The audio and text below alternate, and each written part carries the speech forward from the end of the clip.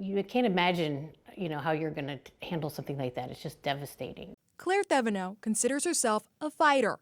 Most days feel like going to war for others. I am a nurse and a patient advocate. And which radiologist was this? But today, she's fighting for herself. My first thought was that I'm dying. Stage 4 breast cancer, already a medical battle, became a financial one too. Your health is put in the hands of somebody who really has no idea what's going on with you, and what my situation is.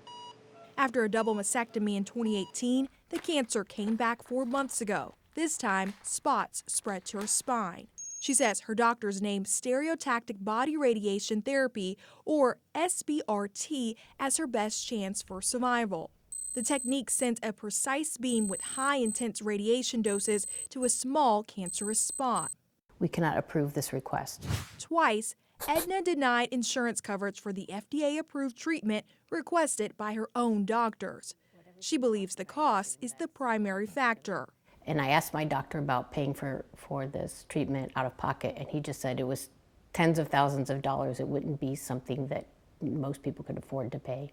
Despite medical studies showing the success rate is between 80 to 90% for ridding cancer spots, the denial letter states there's no current research that her specific cancer responds better to it than other types of radiation.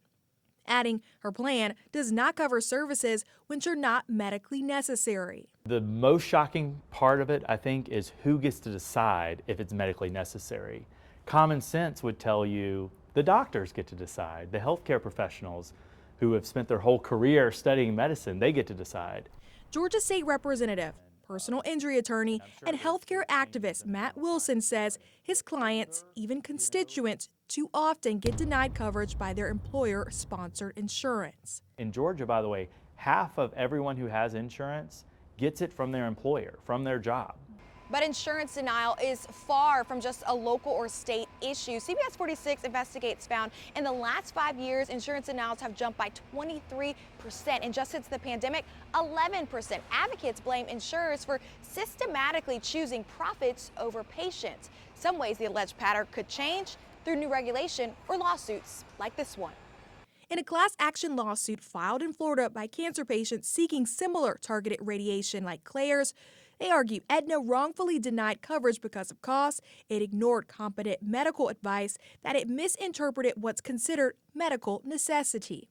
The insurer claimed otherwise, but a judge just ruled in favor of the cancer patients. The court has said, yeah, we've listened to the evidence for these 3 particular cases. We agree that Aetna violated their own policy in denying their cancer treatment, and we think maybe this applies to a lot of other people.